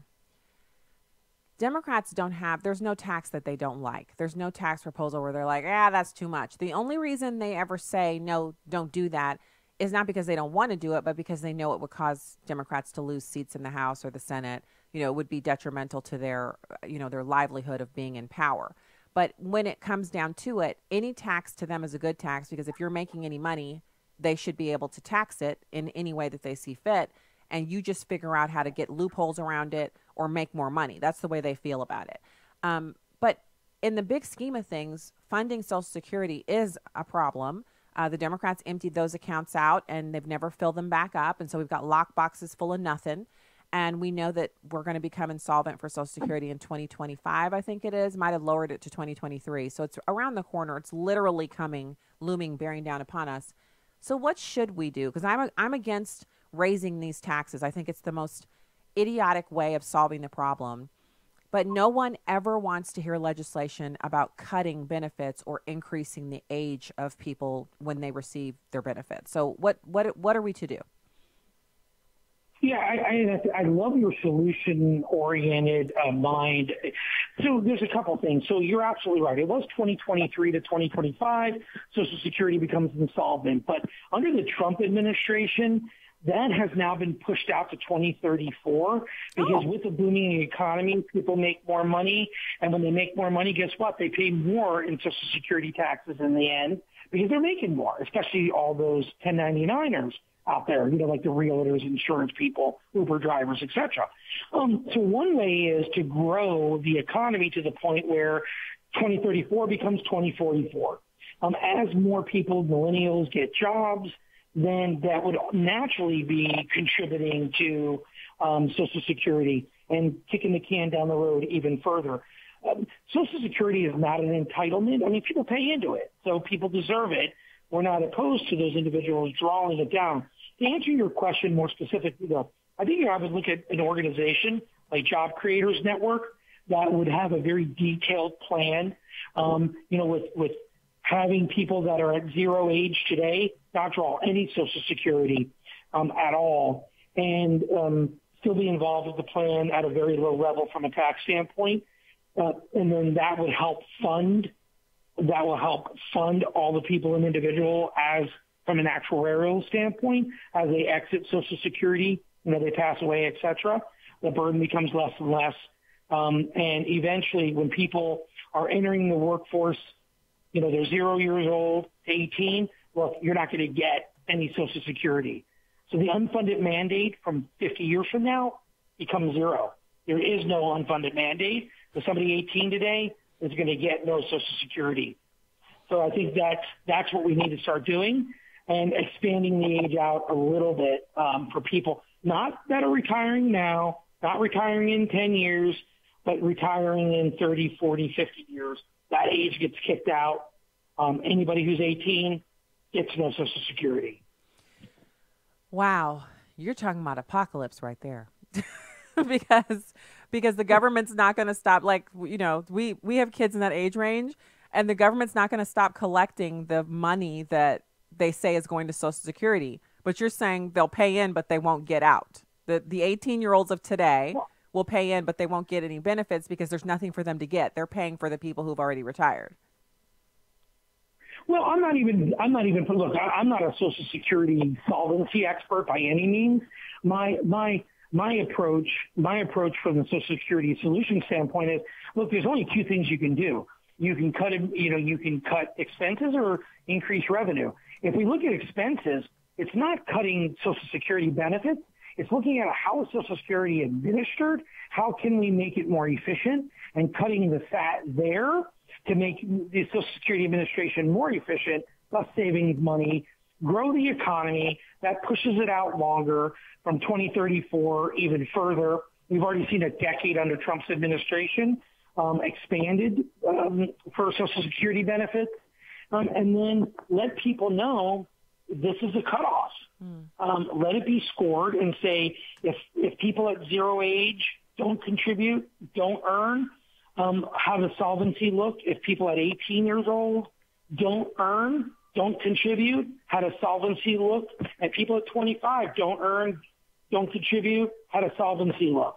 And we need to test that and score that and see how it is. But the big thing that we need to be focused on is bringing jobs back to America, widening the net so more people have jobs that are earning, because we know that there's 7 million jobs right now in the United States unfilled. How do we get those jobs filled so those individuals are contributing to Social Security, and therefore the solvency issue or insolvency issue in this case gets fixed? So first things first, Joseph, thank you for sharing that fact here on the show, because I just feel terrible that the president doesn't get any credit for pushing back the insolvency to 20, basically adding another 10 years on there. I think that the legislators that we have elected, that the majority of them are so do nothing, they just wring their hands and ignore the problems. But at least the president's given them 10 more years in which to do that with a strong economy. And also to small business owners like yourself, people who are out there creating jobs, creating a place in which people can work and earn money and contribute to the system and also be gainfully employed and to honor what God has for us to do. Thank you. Thank you for sharing the facts. Thank you for what you're doing as a job creator and also for the expertise here on the show today. Well, thank you so much for having me on. I really appreciate it. All right, fantastic. Joseph Semprevivo, Job Creators Network. And I just want to say he's got Joseph's Lite cookies based in Sebastian, Florida. And I love that. I love when someone says, this is my passion. This is what I want to do. And they get out there and then other people are working because Mr. Semprevivo is out there with his business employing them. That is, it's just so phenomenal. And when God gives us something to do and then we say, you know what, I'm going to do it. And I'm going to step my foot out there and, you know, I'm scared of my foot getting run over, but I'm going to put it out there. And then before you know, your leg's out there. And before you know it, you're all the way out there, your whole self. And you're not getting run over. You're doing some stuff. That's what more of us can do. And it's up to us to make that choice that we're going to do that. So that was a great interview. I'm really glad to hear that about the insolvency date. I didn't have an updated number on that. So that's fantastic. Okay, let's listen to Representative Jim Jordan talking about the Democrats not wanting to know how many citizens are here. It's number 2. For the life of me, I do not know why the Democrats don't want to know how many citizens are in the United States of America. But for some reason, they are focused on this question. Maybe it's politics. It seems clear to me we are having this hearing today for that reason. The majority insists on politicizing the 2020 census. Before we get too far into this sideshow, I want to, on the record, what the citizenship question actually asks. It says this: is this person a citizen of the United States? The answers you can choose from are the following. Yes, born in the United States. Yes, born in Puerto Rico, Guam, the U.S. Virgin Islands. Yes, born abroad. Of a U.S. citizen parents or parents. Yes, a U.S. citizen by naturalization. Or no, not a U.S. citizen. That's it. The question doesn't even ask the next logical question. If you're not a citizen, are you in this country legally? While I strongly support asking if a person is in this country legally, I'm satisfied the public policy goal of enforcing the Voting Rights Act can be accomplished with just the citizenship question. I'd like to remind my colleagues the citizenship question is not new. It has appeared on previous decennial census questionnaires and is asked on the American Community Survey every single year. The majority apparently does not object to the American Community Survey asking a citizenship question, so I'd understand the majority's objection to the question now. It is the exact same question on both forms. Okay, so it's not an issue of the question being unlawful or racially motivated or an attempt to suppress votes. It's simply a question that was removed improperly and needs to be put back. And so if we're listening to the discussion on the other side of the aisle, it sounds like there's this awful travesty going on when reality is there's nothing awful. It's just a question that needs to be answered. And, you know, he goes on later in the audio and, you know, I really like listening to Jim Jordan when he's testifying or when he's up there. You know, he's very thorough and detail oriented, and I learn a lot from you know, listening to the questions that he asks or when he does take a few minutes of his time to devote to an issue. And I was surprised to hear him say, you know, there's even a follow-on question that they normally ask, which is, if you are not a citizen of this country, are you in the country legally? And that's not even a part of this debate. They're not even adding that part back. They're just asking people point blank, are you a citizen? So they've tested it. There's nothing wrong with it. It's not illegal. It's just something that needs to be done. All right, last segment of today's program is coming at you right after these messages. Stay there.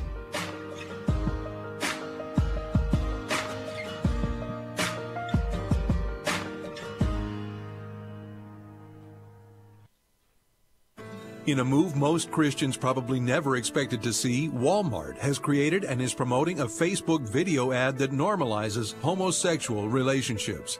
And they need to hear from you. The ad is part of a campaign released on Valentine's Day called Love is in the Aisle, a dating show at Walmart. Episode 2 features Pat and Andy, two homosexual men on a blind date as they meet at the store and shop together and discover whether or not they're compatible. Please sign the American Family Association petition to Walmart asking them to remove this pro-homosexual video and remain neutral on controversial issues. It's clear that Walmart is on the path to elevating homosexual relationships to the same level as the male-female model of marriage. Sam Walton must be turning over in his grave. Let Walmart hear from their Christian customers. We'll present the petition at corporate headquarters March 20th. Please sign our Walmart petition today at afa.net. That's afa.net. Back to Genesis with Dr. John Morris, scientist and creation seminar speaker with the Institute for Creation Research. Dr. Morris, do creationists sometimes use bogus arguments for creation? Unfortunately, they do, Chris. Some favorite arguments that sound so good really aren't well established. Thankfully, there is plenty of good evidence that creationists can use. One example of an outdated argument is the possible human footprints found in the same strata as dinosaur footprints in Texas. Now, I was one of the original developers of this theory and published the authoritative book on it. But the more research we did, the more we saw problems. So I removed my book from the market and we no longer use that claim. I feel it's too ambiguous to use. Now, others still do use that argument, and while I don't oppose them, I do encourage them to use the better evidence. True evidence for creation is strong and convincing, especially as we use that back to Genesis perspective. This is Chris O'Brien. Thanks for going back to Genesis. Donald Trump's America. President Trump, in the wake of comments last week about white nationalism being espoused by only a small group, was criticized after a self-proclaimed white supremacist killed 50 people at mosques in New Zealand. White House Chief of Staff Mick Mulvaney on Fox News Sunday said the backlash is unfair. Every time something like this happens overseas, or even domestically, to say, oh my goodness, it must somehow be the president's fault, speaks to a politicization of everything that I think is undermining sort of the institutions that we have in the country today. The president also lashed out again on Twitter about the Mueller investigation, blaming the late Senator John McCain for passing along the Steele dossier. On ABC's This Week, Democratic Senator Chris Coons called the attack out of line. Continued attacks on now late Senator John McCain is something that's regrettable. Coons says McCain felt it was his duty to forward the document. The president maintains it brought on the witch hunt. Gernal Scott, Fox News. You can watch a live stream of the show on Facebook or YouTube at Stacy on the Right. Now, back to the show on American Family Radio and Urban Family Talk. We have to deal with reality. This is a whole new age, and the president has the strongest, the most powerful platform for propaganda that humans have ever had. No president has ever had this kind of reach, a combination of television, radio, the internet, social media, tweet. So, first of all, who let Dan Rather back out to make these kinds of inane, nincompoop comments? Somebody should take him, and there are so many other people in his age group who he could spend time with playing shuffleboard or online games or Connect 4 or whatever he wants to do. He could be working on the most epic garden ever. He could really, the sky's the limit as to what he could be doing besides dragging himself up onto our televisions to make comments like this. And I had nothing against people commenting and being active on into whatever age you do you. But if you're going to take yourself and plop yourself down in front of a camera and start making comments like this, you're going to open yourself up to me commenting on it. And I'm not going to, I have no reason to engage in puffery here. Dude is not firing all cylinders. That is the most silly, that's utter silliness for him to say that because the president has a Twitter account, he has this propaganda operation. Now, I know over the weekend, President Trump launched into some attacks on, different individuals. He was just like wilding out. And, so what? So he was wilding out, and what? I mean, have y'all ever heard Ana Navarro on CNN or on ABC on The View? There are a lot of people out there wilding out. The question is, what results are they bringing for what promises they've made? And just for my mind, he's going to do what he's going to do on Twitter. So what? The question is, what is he doing out of that White House press office? What kind of information are we getting? And we're going to have a new press release coming out from Project 21 with comments from us on this latest round of proposals from the president that he's putting out about education that dovetail in with our proposals that we've made in the blueprint. And so, you know, I don't need credit. What I need is to see things moving and happening from the White House on policy and legislative action that we hope to see taken up by the Congress. These recommendations will come from the White House, and Congress will have a chance to either create legislation or maybe there'll be some rulemaking on it. I mean, the system is going to do what it's going to do, but let's hope that these things that dovetail in with what we've recommended, that they come to fruition and that we see people have more opportunities because of that. You know, and the president will be tweeting the whole time, and what are we going to do about it? Because commenting on it, Dan Rather hadn't changed anything. The president hasn't deleted any tweets. I haven't even read the tweets. That's where I am. I know he wiled it out because people are kirking out about it. They're getting mad. They're getting upset. They're all triggered. He said stuff about John. You know what? Did you just wake up today and realize he had a Twitter feed? Or has it not been this way for 2 years? Do you expect a change? Because you're not getting one. So go ahead on and just deal with what you got. Deal with it. And do it silently. Deal with it quietly. Play the quiet game. The quiet game is where when someone says quiet game, you have to be quiet. And the person who's quiet the longest is the winner. And the person who speaks first or second or third, depending on how many people are there, are all losers. So play the quiet game and either choose to read the tweets or do not. But don't make a big deal out of it because nothing new is happening right here. Nothing. All right. So then I want to get to, we have a couple of stories. This national popular vote, there's actually a story about that. And this is over at the Free Beacon. And I want to give you that as well because the national popular vote, I've had a couple people email me about it and say, what's going on? What's happening? So I have some information for you. But we've got Joe Biden, and people say he's leaving Easter eggs, and the Easter eggs point to him declaring that he's going to run, because Kirsten Gillibrand just put out some woman-centric video over the weekend. Yeah, you know, younger Hillary Clinton. Shut up. Anyway, it's going to be this thing with Joe Biden, like he's leading up to announcing. And there's already a lot of speculation. I get a lot of emails that are press releases from PR companies that say the minute he announces he's the new nominee, which is interesting because he's a man and he's white and the Democrats hate white men. So what's up with that? Anyway, YouTube's forever. And back in 1994, Joe Biden took to the Senate floor and he was talking about the crime bill that he put together and proposed. And this is the same crime bill that was eventually passed and signed into legislation in 1996 by President Bill Clinton. And it's the one in which we had a lot of Democrats trying to come out and be seen as very, very hard on crime and hard on criminals.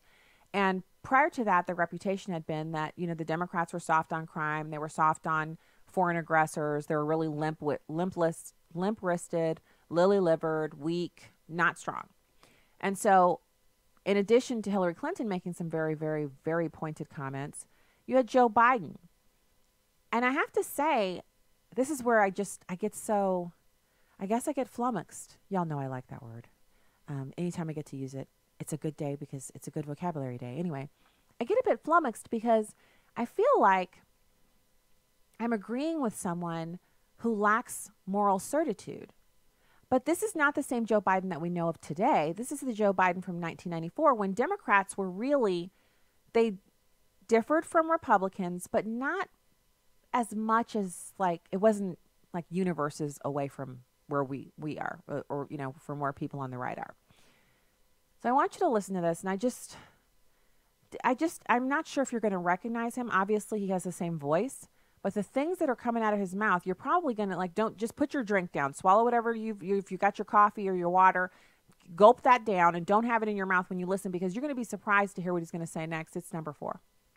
About that cadre of young people, tens of thousands of them, born out of wedlock, without parents, without supervision, without any structure, without any conscience developing, because they literally, I yield myself 3 more minutes, because they literally have not been socialized. They literally have not had an opportunity. We should focus on them now, not out of a liberal instinct for love, brother, and humanity, although I think that's a good instinct, but for simple, pragmatic reasons. If we don't, they will, or a portion of them will, become the predators 15 years from now. And, Madam President, we have predators on our streets that society has, in fact, in part because of its neglect, created. Again, it does not mean because we created them that we somehow forgive them or do not take them out of society to protect my family and yours from them. They are beyond the pale, many of those people. Beyond the pale. And it's a sad commentary on society.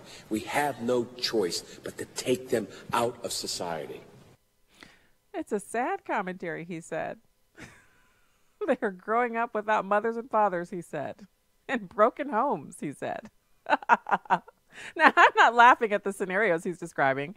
I'm laughing because that's Joe Biden, hardened Democrat, speaking from the Senate floor, passionately extolling the virtues of two-parent households and strong parent bonds and, intact family units.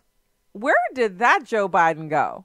I bet you if that Joe Biden showed back up and, left all this other new Joe Biden stuff aside, he could probably get some votes from some Republicans, couldn't he?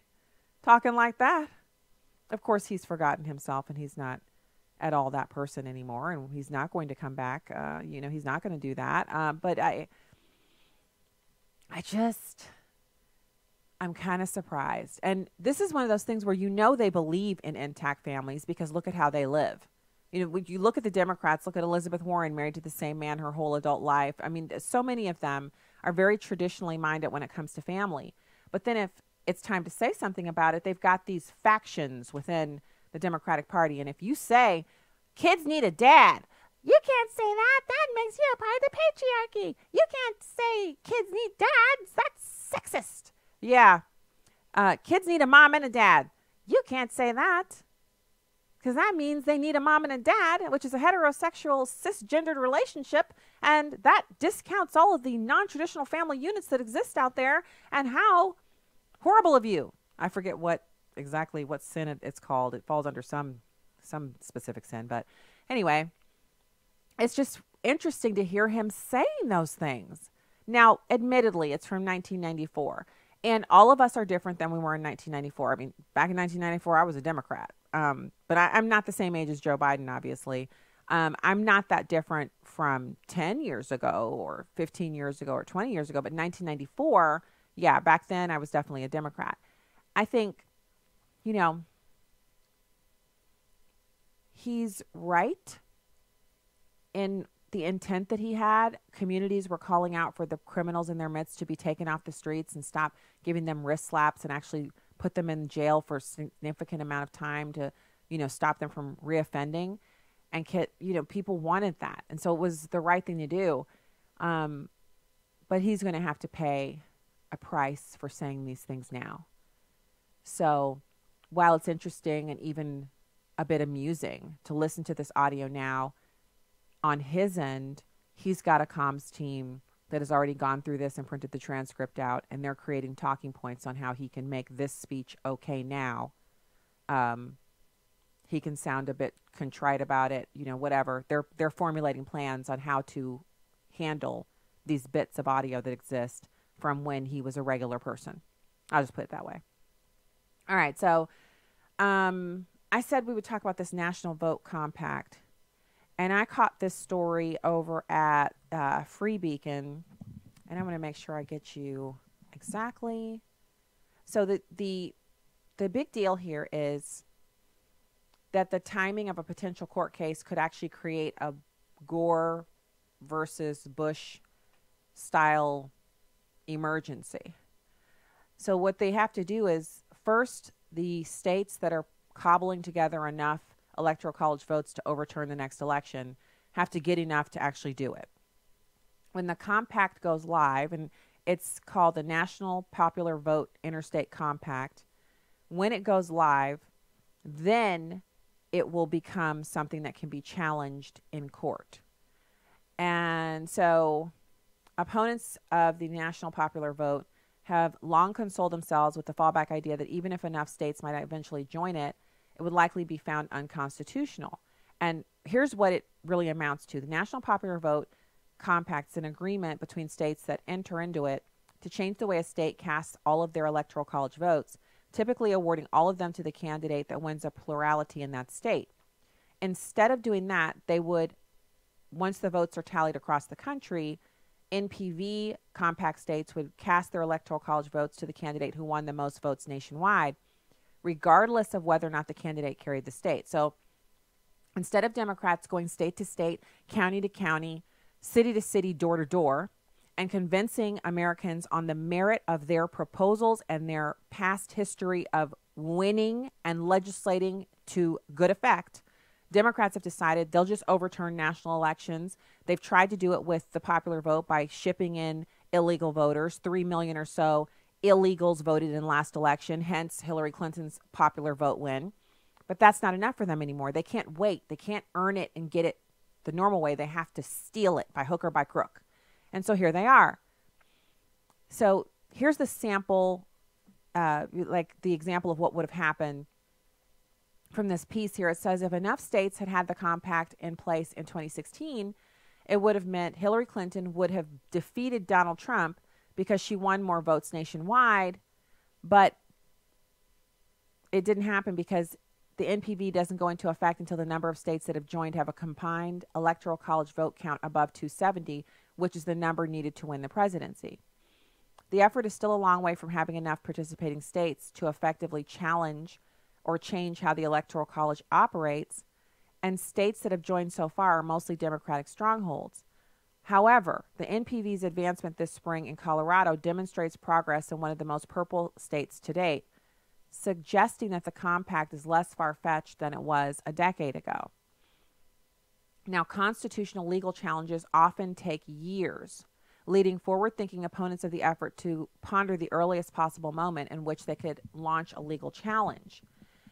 And they want to avoid a Bush v. Gore style emergency legal proceeding, which would decide the presidency, because that was what Democrats used to delegitimize President Bush for much of his presidency. They would talk about the hanging chads and the fact that the Supreme Court decided, they say all the Democrats were disenfranchised. They weren't, but that's what they say. So George Mason University legal professor Ilyas Somin says it would be a very unpleasant and dangerous situation for the country if the lawsuit were to happen under those circumstances, and I agree. But that's not going to stop the Democrats from pushing this thing forward. They don't want to lose again because losing burns, and they just can't handle it. All right, that's the show for today. We will be back with you tomorrow afternoon with more Stacy on the Right. God bless you from the Heartland. Enjoy your evening.